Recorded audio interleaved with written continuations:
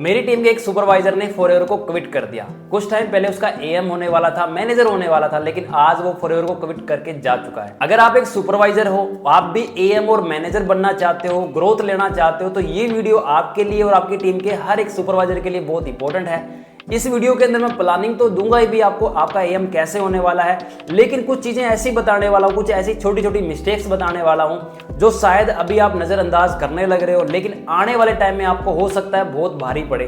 तो इस वीडियो को भूल के भी स्किप मत करना और इस वीडियो को बिल्कुल नॉर्मल वीडियो मत समझना, क्योंकि ये आपके करियर के लिए बहुत इंपॉर्टेंट वीडियो रहने वाली है।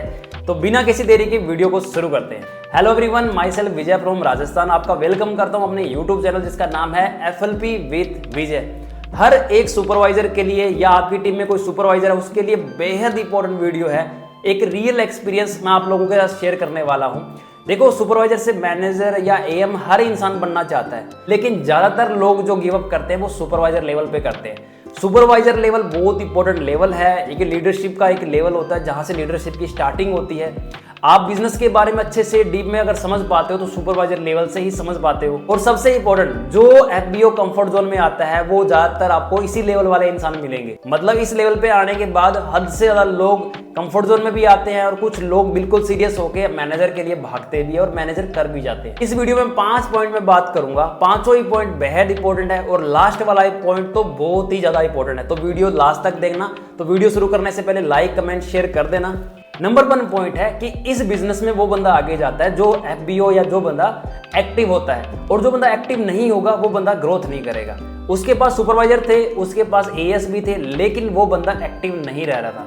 कभी बोल रहा था मेरी शादी है, कभी मेरा बोल रहा था मेरे फैमिली में प्रॉब्लम है, कभी मेरे ये हो गया, कभी मेरे ये हो गया। तो मैंने एक ही बात बोली थी, सब चीज़ों को साइड में करके 4 से 6 महीने लग के मेहनत कर लो, लेवल अप हो जाएगा, उसके बाद आप कुछ करते रहना। बट उन्होंने मेरी बात नहीं मानी। टीम भी जोर लगा रही थी अपने लेवल को अप करने के लिए, टीम में अचीवमेंट हो रही थी, 4cc 6cc 10cc हो रही थी, लेकिन उस बंदे ने जोर लगाना बंद कर दिया। टीम की ग्रोथ हुई, लेकिन एक टाइम के बाद जाने के बाद क्या हुआ, टीम ने काम करना बंद कर दिया, सुपरवाइजर्स ने भी एक्टिव रहना बंद कर दिया। लेकिन उसके बाद क्या हुआ, उसके बाद वो सुपरवाइजर एक्टिव हुआ और उसने कमान संभाली, लेकिन अब कहते हैं ना, अब बहुत देर हो चुकी थी। जो टीम एक्टिव होकर काम कर रही थी उसके बिना, तो वो उसके आ जाने के बाद काम करना उसने बंद कर दिया। अब हुआ क्या, जो टीम अच्छी खासी CC दे रही थी, जो टीम लेवल अप के लिए भाग रही थी, अब वो लेवल अप के लिए नहीं भाग रही। मतलब वो टीम जो एक्टिव थी अब वो इनएक्टिव हो गई थी। अब ये बंदा जोर लगाने लग रहा कि मेरा लेवल अप करना है सर, मुझे लेवल अप करना है, मुझे AM करना है, मैनेजर करना है। तो मैंने एक ही बात बोली थी, जब तेरे पास टाइम था तब तेने इस बात पे ध्यान नहीं दिया। अब तेरे पास टाइम चलो ठीक है, 6 महीने साल दोबारा से तेरे को रीबिल्ड करना पड़ेगा, हो जाएगा, लेकिन अब तेरे को जोर ज्यादा आएगा, एफर्ट ज्यादा लगाने पड़ेंगे। तो वो जो गलती मैं तेरे को रोक रहा था ना कि ये गलती मत कर, वो तूने गलती कर दी, जिसकी वजह से अब तेरे को एक्स्ट्रा एफर्ट डालने पड़ेंगे। जो टाइम पीरियड था ना, वो टाइम पीरियड अब बढ़ गया तेरा AM का और मैनेजर का। दूसरी चीज क्या, दूसरी चीज थी कि टीम के बिना आपको सुपरवाइजर से मैनेजर बनने में बहुत दिक्कत आएगी, AM बनने में बहुत दिक्कत आएगी। हो सकता है कि आप एक महीने में 30 ऐसी कर दो, कोई बड़ी बात नहीं है, कर सकते हो, लेकिन याद रखना, नेटवर्क मार्केटिंग जो बिजनेस होता है टीम का बिजनेस होता है, अकेले का बिजनेस नहीं होता। आप यहाँ पे पैसिव इनकम के लिए आने लग रहे हो, और पैसिव इनकम आती है जब आपकी टीम का साइज ग्रो करता है, आपका नेटवर्क बिल्ड होता है। लेकिन अगर आपके पास टीम नहीं होगी तो आपकी ना तो इनकम होगी और आपका ना तो लेवल अप होगा। सबसे बड़ी बात क्या है, उसकी टीम इनएक्टिव क्यों हुई, क्योंकि वो बंदा एक्टिव नहीं था।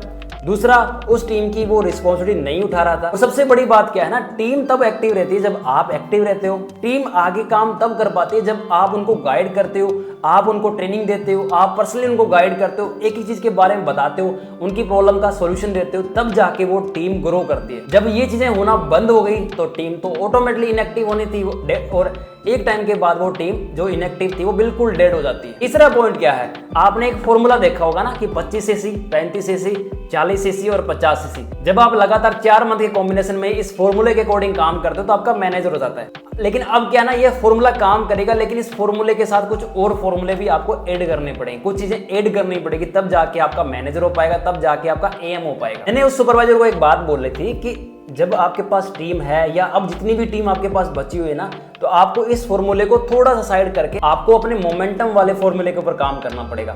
मोमेंटम वाला फॉर्मूला क्या बोलता है कि पहले आप 4cc पे फोकस करो, 4cc से आप 10cc हिट करो, 10cc के बाद में आप 10cc को रिपीट करो, फिर आप 15cc को हिट करो, 15cc से अपने बिजनेस को लेके जाओ 20cc पे, और जब 20 सीसी पे चला जाए फिर अगले मंथ आप 25 सीसी पे लेके जाओ। अगर आप डायरेक्ट ये सोचोगे कि मेरे पास इतनी बड़ी टीम है जो इनएक्टिव है या डेड जैसी टीम है, आप उससे 25 सीसी निकाल लोगे, फिर आप 35 निकाल लोगे, फिर 40 निकाल लोगे, 50 निकाल लोगे, तो ये पॉसिबल नहीं है। रेयर ही चांस है कि हाँ चलो ठीक है कुछ लोग ये काम कर देंगे, और कुछ लोगों के लिए नहीं बोल रहा, ज़्यादातर मैं बोलने लग रहा हूँ, ज़्यादातर लोग ये काम नहीं कर पाएंगे। तो अगर आप भी एक सुपरवाइजर हो, अगर आपके पास टीम है नहीं है, अगर आप आगे बढ़ के एएम करना चाहते हो, तो याद रखना मोमेंटम वाला फॉर्मूला क्या बोलता है कि जिस 4 मंथ में आपका मैनेजर होगा उससे कई महीने पहले आपको मोमेंटम में आना पड़ेगा। 4 सीसी, 10 सीसी, फिर 10 सीसी, फिर 15 सीसी, फिर बिजनेस को लेके जाना 20 सीसी। और कई बार क्या होगा इस मोमेंटम वाले में फॉर्मूले में कि 15 से 20 पे जाएगा बिजनेस, 20 से वापस 15 पे या 10 पे आ जाएगा। तो आपको कोशिश करनी है कि आपको अपना मोमेंटम, अपनी कंसिस्टेंसी ब्रेक नहीं करनी। 10 से आ रहा है वापस 15 पे लेके जाओ, 15 से 20 पे लेके जाओ, 20 से वापस आएगा फिर 15 पे, फिर 20 पे, और फिर 25 सीसी हिट करो। जब आप 25 सीसी हिट कर दोगे, अपने आप अगले मंथ आप अपना 35 सीसी का बिजनेस निकाल लोगे और अपना एएम कर दोगे। और पॉइंट नंबर 4 है फ्रंट रिक्रूटमेंट। उस सुपरवाइजर की सबसे बड़ी मिस्टेक क्या थी, उस पर्सन ने फ्रंट में काम करना बिल्कुल बंद कर दिया। क्योंकि जब आप फ्रंट में काम नहीं करते तो नए लोग, नए चेहरे, नए एफबीओ, नई टीम आपके पास नहीं आती। आप अपनी पुरानी टीम के साथ ही क्या करते रहते हो, आप बात करते रहते हो, उनको सिखाने की कोशिश करते रहते हो, कभी उनको एक्टिव इनएक्टिव में ही लगे रहते हो। और मतलब जब तक नया खून नहीं आता, नई टीम नहीं आती, तो आपके पास नई एनर्जी भी नहीं आती। मतलब फिर आपके पास ये समझ लो आपके पास नए एफबीओ नहीं होंगे कुछ नया सिखाने के लिए, तो आपकी लर्निंग भी रुक जाएगी, आप ट्रेनिंग भी अटेंड नहीं करोगे।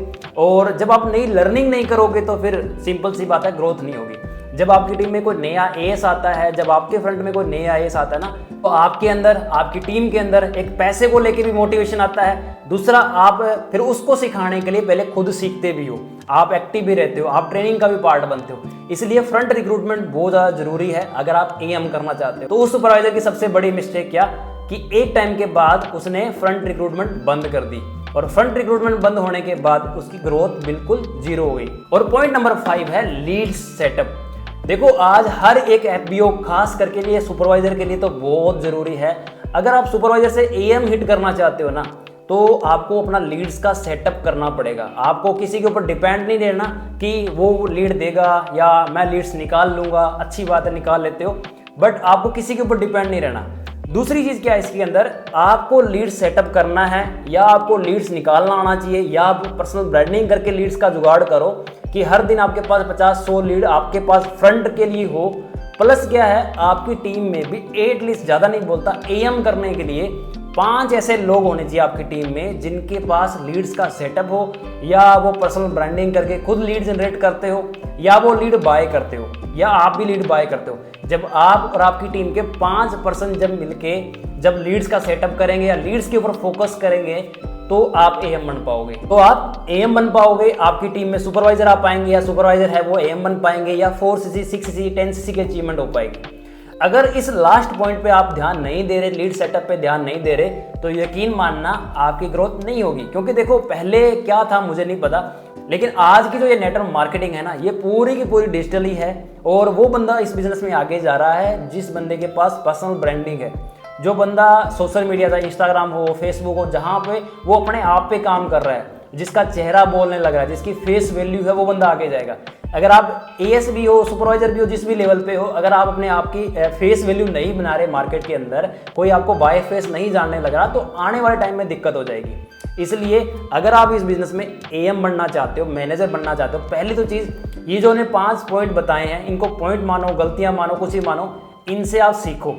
ये मिस्टेक आपको नहीं करनी, आपको कंफर्ट जोन में नहीं आना। अगर आपका अपलाइन बोल रहा है ना आपको सुपरवाइजर से मैनेजर करने के लिए, तो 4-6 महीने लगेंगे। उस रिदम में, उस मोमेंटम को बरकरार रखो, उसके ऊपर पूरा फोकस करो और उन पॉइंट्स के ऊपर काम करो जो आपके अपलाइन आपसे डिस्कस करते हैं। दूसरी चीज़, अपनी पर्सनल ब्रांडिंग जरूर करो। पर्सनल ब्रांडिंग के बिना कुछ भी नहीं है, पर्सनल ब्रांडिंग के बिना आप आगे नहीं जा पाओगे। तीसरी चीज़, टीम का आपको रोल मॉडल बनना पड़ेगा, तब जाके आप एएम कर पाओगे। बहुत सारे लोग हो जाते हैं, बहुत सारे लोग हैं वो गिव अप कर देते हैं। क्यों कर देते हैं? क्योंकि टीम को देखो सिखाने के लिए आपको अपना सुख छोड़ना पड़ेगा, अपना कंफर्ट जोन छोड़ना पड़ेगा, टीम के लिए सेक्रीफाइस करना पड़ेगा, आपको एक्टिव दिखना पड़ेगा। जब आप एक्टिव ही नहीं दिखोगे तो सिंपल सी बात है, टीम ग्रो कहाँ से करेगी। तो याद रखना, सुपरवाइजर हो तो मैनेजर हो जाएगा, एएम भी हो जाएगा, जो प्लानिंग दी है उसके अकॉर्डिंग काम करोगे हो जाएगा। लेकिन उसके साथ साथ में आपको इन 5 पॉइंट पे काम करना पड़ेगा। सिंपल, अगर उस सुपरवाइजर से क्या सीख सकते हो तो वो बता देता हूँ कि अब पछताए क्या हो जब चिड़िया चुग गई खेत। वो चिड़िया खेत चुग गई, अब वो उसे जान भी नहीं लग रही और काम भी नहीं हो रहा, तो सिंपल सी बात है फिर वो फॉरएवर को क्विट ही करेंगे और फिर बोलेंगे कि फॉरएवर में कुछ नहीं रखा। तो सिंपल बात यही है, काम करो, लेवल अप करो, आगे बढ़ो। अगर आज आप कोई गलती कर रहे हो, आपका अपलाइन आपको बोल रहा है, तो याद रखना उसका रिजल्ट अभी आपको नहीं मिलेगा, आने वाले टाइम में आपको मिलेगा और फिर आप बोलोगे कि अब तो कंडीशन समझ से बाहर होगी, अब फॉरएवर को क्विट कर देते हैं। समझे? बाकी अगर वीडियो अच्छी लगी तो लाइक करना, प्यारा सा कमेंट करके मुझे बताना कि अगर आप सुपरवाइजर हो तो कौन सी ऐसी गलती कर रहे हो जिसकी वजह से आपका लेवल अप नहीं हो रहा। बाकी इस वीडियो का लिंक जरूर अपनी टीम तक शेयर कर देना। बाकी बेस्ट ऑफ लक।